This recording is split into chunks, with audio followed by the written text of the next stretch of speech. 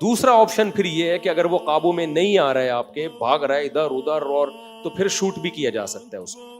اور اکنامیکلی بھی آپ کو وہ اس لیے سستا پڑتا ہے کہ اس میں گوشت نکلتا بہت ہے. سمجھتے ہو؟ کٹا جو ہے نا، کٹے کو تو بولتے ہی، کسی موٹے آدمی کو کٹا تو بولتے ہیں. اونٹ کو ذبح کرنے جا رہے ہیں، اونٹ نے یہاں سے اٹھایا اس کو، ادھر سے اٹھا کے نا لٹکا کے ادھر لے جا کے رکھ دیا.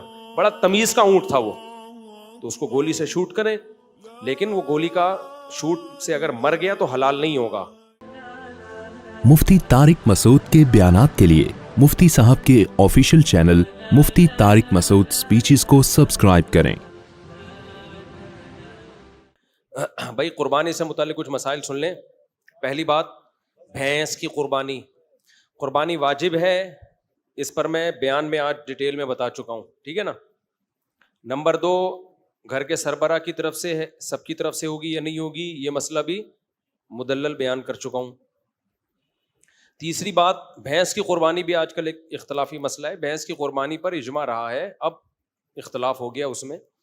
پہلے اہل حدیث حضرات بھی اس کو جائز ہی سمجھتے تھے، بلکہ ہم بچپن میں اہل حدیث حضرات سے پوچھتے تھے کہ اگر ہر مسئلہ قرآن و حدیث میں ہونا ضروری ہے تو بھینس کی قربانی کو تم کیوں جائز کہتے ہو؟ بھینس کا تو ذکر ہی نہیں ملتا. تو یہ تو ہم ان کو حجت تمام کرنے کے لیے کہتے تھے کہ ہر مسئلے کا آپ کہتے ہو نا قرآن حدیث میں صراحتاً ذکر ہونا چاہیے. بھائی صراحتاً ہر مسئلے کا ذکر نہیں ہوتا. تو پھر ہم ان سے پوچھتے تھے بچپن میں کہ پھر آپ بھینس کی قربانی کو جائز کیوں کہتے ہو؟ تو وہ نہیں جواب ہو. اب کیا ہے کہ اب ہم دیکھ رہے ہیں ایسے اہل حدیث ہیں جو کہہ رہے ہیں بھینس کی قربانی جائز نہیں ہے. تو یہ مسئلہ بعد میں چینج ہوا ہے. تو خوب سمجھ لیں، بھینس کی قربانی کو ہم جائز کیوں قرار دیتے ہیں. اس کی وجہ یہ نہیں ہے کہ ہم بھینس کو گائے پر قیاس کرتے ہیں. قربانی کے مسائل توقیفی ہیں، ان میں کسی جانور کو کسی پہ قیاس نہیں کیا جا سکتا. اگر قیاس کو ہم جائز سمجھتے تو ہم ہرن کی قربانی کو بکرے پہ قیاس کر کے جائز کہتے. سمجھتے ہو؟ اور ہم نیل گائے کی قربانی کو اس گائے پر قیاس کرتے کہ دونوں کے گائے بھی کہتے ہیں اور سائز بھی تقریباً ایک جیسا ہوتا ہے، بس ایک میں پھرتیلی زیادہ ہے اور اس میں پھرتیلی کم ہے. تو قیاس تو جب ہوتا ہے، یہ قیاس تھوڑی کیا ہے، یہاں قیاس جائز نہیں ہے، کیونکہ یہ 4 جانور ہیں جن کے اللہ نے ہمیں قربانی کا حکم دیا اور وہ توقیفی ہیں، ان پہ قیاس نہیں ہو سکتا. تو سوال پیدا ہوتا ہے پھر ان 4 میں بھینس تو نہیں ہے. تو اس کا جواب یہ ہے کہ بھینس کو گائے پر قیاس نہیں کیا ہے، گائے کے ساتھ لاحق کیا ہے. لحاق ایک الگ چیز ہے، قیاس ایک الگ چیز ہے. یہ 4 جانور جو جائز ہے نا، یہ کیوں؟ اصل میں 4 چوپائے ہیں جو اہلی ہیں، پالتو ہیں، اور ان میں خاص قسم کے مفاد ہیں. تو اس معنی میں بھینس اور گائے ایک ہی چیز ہیں، اس کے بھی وہی مقاصد ہیں جو گائے کے مقاصد ہوتے ہیں، اور وہ بھی گھریلو ہے، وحشی جانور نہیں ہے. تو قربانی کے جانوروں کی جو جواز ہے نا، اس کا تعلق گھریلو چوپائے ہونے اور گھریلو چوپائے نہ ہونے سے. اب ہمارے جو اہل حدیث بھائی ہیں وہ کیا کرتے ہیں، ہمیں میڈیکل سائنس کے ثبوت اور عرف پیش کرنا شروع کر دیتے ہیں کہ بھائی دیکھو گائے میں اور بھینس کے ایٹیٹیوڈ میں بڑا فرق ہے. گائے پھرتیلی ہوتی ہے، بھینس سست ہوتی ہے. گائے کے لیے الگ قسم کا موسم چاہیے، بھینس کو الگ قسم کا موسم چاہیے. دونوں کے دودھ کے ٹیسٹ میں فرق ہوتا ہے. اس کا جواب یہ ہے کہ یہ وہ فرق ہے ہی نہیں جو شریعت میں معتبر ہو. یہ وہ فرق نہیں ہے جو شریعت میں معتبر ہو. شریعت میں معتبر فرق جو ہے نا قربانی میں، وہ چوپایا ہونا یا نہ ہونا اور اہلی ہونا یا نہ ہونا. اہلی کا مطلب پالتو. اسی وجہ سے نیل گائے جو ہے نا اس کی کیوں جائز نہیں ہے؟ وہ گائے جیسی تو بہت سی چیزوں میں ہے، لیکن وہ وحشی جانور ہے، پالتو نہیں ہے. ہرن کی قربانی کیوں جائز نہیں ہے؟ اس لیے کہ وہ پالتو جانوروں میں نہیں ہے، وہ جنگلی جانوروں میں آتا ہے. یہی وجہ ہے کہ یوک کی جو قربانی، یاک کہتے ہیں، یوک کہتے ہیں، پتہ نہیں کیا کہتے ہیں اس کو، یاک کی قربانی میں بھی علماء یہی بیان کرتے چلے آئے ہیں کہ اگر پالتو ہے، پل جاتا ہے گھروں میں، پلنے والا جانور ہے تو پھر جائز ہے، اگر جنگلی ہے تو جائز نہیں ہے. تو گائے اور بھینس کے جو مفاد ہے نا وہ بالکل سیم ہے. اس کو بھی گھر میں باندھ کے کھلایا جاتا ہے، بھینس کو بھی گھر میں باندھ کے کھلایا جاتا ہے، اور اس سے بھی دودھ حاصل کرنے کے لیے پالا جاتا ہے، اس کو بھی دودھ حاصل کرنے کے لیے پالا جاتا ہے. وہ بھی جگالی کرتی ہے، وہ بھی جگالی کرتی ہے. تو ہم نے ایسا نہیں کیا کہ بھینس کو گائے پر قیاس کی ہے, ہم نے کہا گائے کا جب شریعت نے اجازت دی ہے تو بھینس اس اجازت میں خود بخود داخل ہے. اس کی ایک مثال دیتا ہوں. قرآن کہتا ہے ماں باپ کو اف مت کرو, ہے نا. اب کوئی کہ گالیاں دینا جائز ہے, اور گالیوں کو میں قیاس کر رہا ہوں اف پر, سوری گالیاں دینا بھی حرام ہے, گالیوں کو میں قیاس کر رہا ہوں اف پر, کہ جب اف کہنا حرام ہے تو اس پر قیاس کر کے میں نے کہا کہ گالیاں دینا بھی کیا ہے, حرام ہے. ہم کہیں گے گالیوں کو اف پر قیاس نہیں کیا جائے گا, گالیاں اف کے حکم میں داخل ہیں, کیونکہ اف سے لفظ اف مراد نہیں ہے. اف کا مطلب ہے تکلیف دینا, تو تکلیف میں گالیاں تو بطریقہ اولا داخل ہوں گے کہ نہیں ہوں گی. تو جب اسلام نے کہا نا یہ 4 جانور ہیں, تو یہ 4 جانور نہیں ہیں, ان جانوروں میں کچھ چیزیں قدرے مشترک ہیں, تو جو بھی ہوگی اس میں وہ یہی 4 میں ہی داخل ہوگا. وہ سمجھتے ہو, چاہے طور طریقوں میں فرق کی کیوں نہ ہو. اگر طور طریقوں میں فرق سے حکم تبدیل ہونا ہوتا تو پھر گایوں میں بڑا فرق ہوتا ہے. عرب میں جو گائے حلال تھی وہ پنجاب کی گائے ویسی ہے ہی نہیں بھائی. عربوں میں جب قرآن نازل ہوا, گائے ذبح کرنے کا حکم دیا, تو کون سی گائے تھی؟ وہ تو سعودی عرب کی گائے تھی نا, مکہ مدینہ کی گائے تھی. اس کو الگ موسم چاہیے, پنجاب کی گائے کو الگ موسم چاہیے, آسٹریلیا کی گائے کو الگ موسم چاہیے. سب کے دودھوں میں بڑا فرق ہے, سب کے لائف اسٹائل میں بہت فرق ہے. آسٹریلیا کی گائے عرب کی گرمی برداشت ہی نہیں کر سکتی ہے. ہماری بھینس تو برداشت کر لے گی, لیکن آسٹریلیا کی گائے برداشت نہیں کر پائے گی. آسٹریلیا کی گائے میں دودھ زیادہ ہے, گائے کم ہے,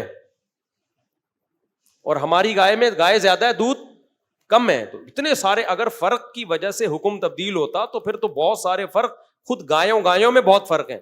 آپ گلگت کی گائے کو دیکھو, اتنی سی ہوتی ہے, جتنا مرضی کھلا دو اس سے زیادہ قد نہیں بڑھے گا,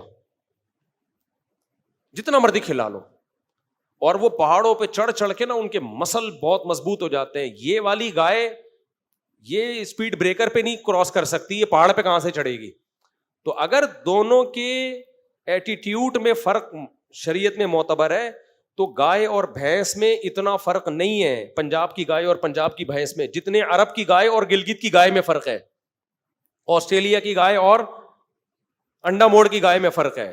بہت فرق ہے ان کے طور طریقوں میں, ان کے لائف اسٹائل میں, دودھ کی کوالٹی میں بڑا فرق ہے, سمجھتے ہو. لیکن یہ فرق شریعت میں معتبر نہیں ہے, کیونکہ وہ بھی باندھ کے کھلایا جانے والا جانور ہے, اہلی ہے, یہ بھی پالنے والا جانور ہے.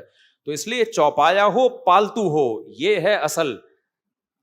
یہی وجہ ہے کہ شریعت نے جب ہمیں کہا نا دمبئی کی قربانی حلال ہے, تو اس میں چکی والا بھی آ گیا, بھیڑ بھی آ گیا. حالانکہ دونوں میں بہت فرق ہے, لیکن فائدے سب کے کیا ہیں. چکی ہونے نہ ہونے سے وہ چوپایوں کی فہرست سے بھی نہیں نکلے, اور پالتو ہونے کی فہرست سے بھی نہیں نکلے. حالانکہ چکی والا دمبا اور بغیر چکی والا, پنجاب کا کجلا اور کراچی کا دمبا بہت زمین آسمان کا فرق ہے اس میں. کجلا بالکل ہی ایک الگ چیز ہے, اینکی اور بغیر اینکی بڑے فرق ہیں, قیمتوں میں بڑا فرق ہے, گوشت کے ذائقوں میں بڑا فرق ہے. لیکن کیا ہے, چوپائے سب ہیں اور پالتو سب ہیں. تو یہ فرق شریعت نے معتبر نہیں. عربوں میں جو دمبے ہوتے تھے, ہو سکتا ہے وہ پنجاب میں ہوتے ہی نہ ہو وہ والے دمبے, اب ہو گئے ہوں, پہلے نہ ہوتے ہوں. لیکن جب دمبا ہے تو چوپایا ہے اور گھریلو ہے, تو پھر ان فرق کا شریعت میں اعتبار نہیں ہے. اس لیے ہمارے نزدیک بالکل وہی گائے کی بھینس کی قربانی میں اجر ہے جو گائے کی قربانی میں اجر ہے. سمجھتے ہو, بیل کاٹو بھینس کاٹو کوئی فرق نہیں ہے.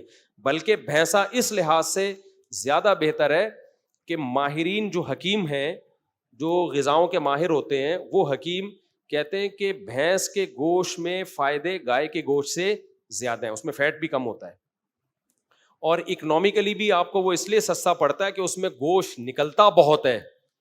سمجھتے ہو, کٹا جو ہے نا, کٹے کو تو بولتے ہی کسی موٹے آدمی کو کٹا تو بولتے ہیں, بھینسا ہی تو بولتے ہیں اس کو. تو اس میں گوشت بھی زیادہ ہے, اس کے گوشت میں بادی پن بھی کم ہے. جو ماہر حکیم ہے وہ بولتے ہیں گائے دودھ کا پیو, گوشت بھینس کا کھاؤ.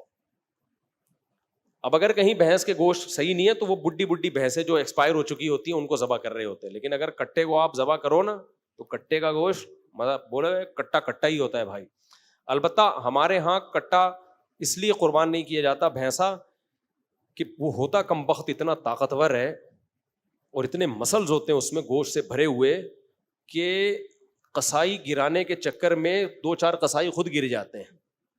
یعنی قصائی اس کٹے کو گرائے, اس سے پہلے کٹے کا خطرہ ہوتا ہے کہ اس کی گردن اتنی, ہمارے ایک دوست لے کر آ گئے تھے 2 سال پہلے, وہ گردن ہی کنٹرول میں نہیں آ رہی کسی کے, اتنی بڑی گردن ہے اس کی, وہ ہلی وہ جگہ سے ہی نہیں کوئی ہلا پا رہا, تو اس لیے بھی لوگ ڈرتے ہیں. تو اس صورت میں شریعت کا مسئلہ یہ ہے کہ اگر جانور گرانا آپ کے لیے بہت مشکل ہو رہا ہے اور اس میں ڈر ہے کہ لوگوں کو نقصان نہ پہنچائے. آپ دیکھو نا ویڈیوز آ رہی ہوتی ہیں, گائے یہاں سے بھاگی تگڑ 5-6 بچوں کو پیلتی ہوئی نکل گئی, بیل بھاگا بے قابو ہو گیا. قربانی میں ایسا ہوتا ہے. ہمارے ایک دوست نے بتایا کہ ہم ایک بیل لے کر آئے, اتنا تگڑا بیل تھا وہ کسی کو قریب نہیں آنے دے رہا تھا, بس جو قریب آیا اٹھا کے کک مارتا تھا نا. تو کہہ رہے ہیں بڑا ایکسپرٹ کسائی لے کر آئے, کسائی شو بھی بہت مارتے ہیں آج کل نا. تو کہہ رہے ہیں ہم نے ان کو بولا کہ بھائی یہ بہت خطرناک بیل ہے, اس کو ذرا احتیاط. اس نے کہا ابے جا, ہم بڑے بڑے بیلوں کو ہم نے گرایا, یہ کس کھیت کی مولی ہے. تو وہ مجھے کہنے لگے میں نے اس کو بہت سمجھایا یار تھوڑا احتیاط سے قریب. اس نے کہا ابے جا. کہہ رہے ہیں یہ بات ہو رہی ہے, میں نے دیکھا کسائی نظر نہیں آ رہا, بیل کے قریب گیا نا رسا وسا کھولنے ذبح کرنے کے لیے. کہہ رہے ہیں میں نے کہا پتہ نہیں, دیکھا وہ ادھر پڑا ہوا ہے. کہہ رہے ہیں باتوں باتوں میں بیل نے گھما کے جو فلائنگ کک ماری ہے نا, پتہ ہی, اور کک مار کے بیل ایسے کھڑا ہوا ہے جیسے کچھ ہوا ہی نہیں. اس کا روز کا کام ہے, ڈیلی کا کام ہے. کہہ رہے میں دیکھ رہا ہوں وہ قصائی وہاں پڑا ہوا ہے. تو فنڈر گیری اچھی نہیں ہوتی. تو ایسا کوئی ڈینجرس قسم کا خطرناک قسم کا بیل ہو تو پہلا کام یہ کر سکتے ہیں, بجائے تماشا محلے میں بنانے کے نا, وہ بھاگ رہا ہے, رسے توڑ رہا ہے, 5-6 بندوں کو اٹھا کے پٹک رہا ہے, تو ایسے موقع پہ بہتر یہ ہے کہ 2 دھاری چھری لے کے نا اس کی گردن پہ کھڑے کھڑے ہی اس کو مار دیں گردن. سمجھتے ہو 2 دھاری چھری کیا ہوتی ہے, آرام سے گھس جاتی ہے وہ. تو اس کو آپ کھڑے کھڑے ہی باندھ کے نا اس کو اس کی گردن پہ چھری گھسا دیں. اس سے جب بلیڈنگ ہوگی بہت زیادہ تو نیچے گرے گا, پھر پراپر ذبح کر دیں اس کو. یہ سب سے بہتر طریقہ ہے. لوگ شوٹ کرتے ہیں گولی سے شوٹ کرنے کے بجائے اس طرح سے کریں, کیونکہ اس میں بلیڈنگ زیادہ ہے. جانور حلال کرنے کا ایک بڑا مقصد ہے اس کا خون جسم سے باہر نکل جائے, تو گولی میں وہ کام پراپر وے میں ہوتا نہیں اور تکلیف بھی زیادہ ہوتی ہے جانور کو. دوسرا آپشن پھر یہ ہے کہ اگر وہ قابو میں نہیں آ رہا ہے آپ کے, بھاگ رہا ہے ادھر ادھر, اور تو پھر شوٹ بھی کیا جا سکتا ہے اس کو.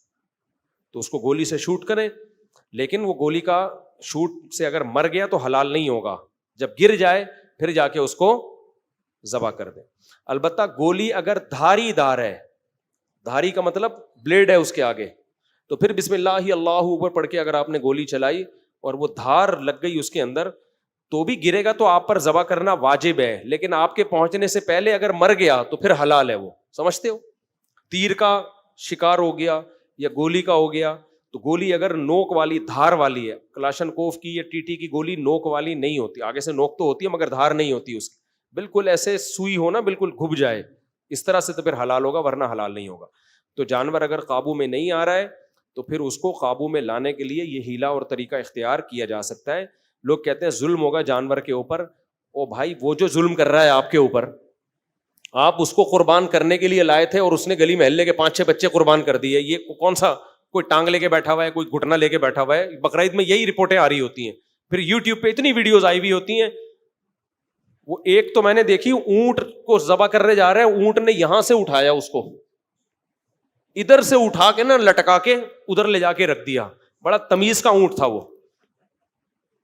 میں نے کہ اس اونٹ کو سلام ہے, کچھ بھی نہیں کیا, یوں اٹھایا اس کی اوقات دکھانے کے لیے نا, کہ 2 ٹکے کے آدمی نہیں ہے, تو میرے کو حلال کرنے آیا. یوں اٹھا کے بندہ یہاں رکھ دیا. اب وہ اگر سر سے ہی پکڑ لیتا تو رکھ تو دیتا, رکھ تو پھر بھی دینا تھا. کھانا اونٹ گوشت تھوڑی کھاتا ہے, رکھ دینا تھا. مگر وہ بیچارہ پھر کہیں رکھنے کے قابل رہتا نہیں, اس کو صرف قبر میں ہی رکھا جاتا. وہ تو شکر ہے یہاں سے اٹھایا. تو اتنا یہ اس ٹائپ کی چیزیں ہو رہی ہیں, تو ایسے موقع پہ شریعت کی سہولت سے فائدہ اٹھانا چاہیے. تو ایسا کوئی تگڑا جانور ہے قابو میں نہیں آ رہا تو تماشے نہ بناؤ بھائی. گلی محلے میں لوگوں کی چیزیں ٹوٹ رہی ہیں, پھوٹ رہی ہیں, مر رہے ہیں لوگ, تو پھر تماشا بنتا ہے, دیکھو یہ مسلمان لوگ کیا کر رہے ہیں. تو ایسے موقع پہ اس کا فائدہ اٹھایا جائے کہ شریعت کی گنجائش سے. ایک بات تو یہ ہو گئی.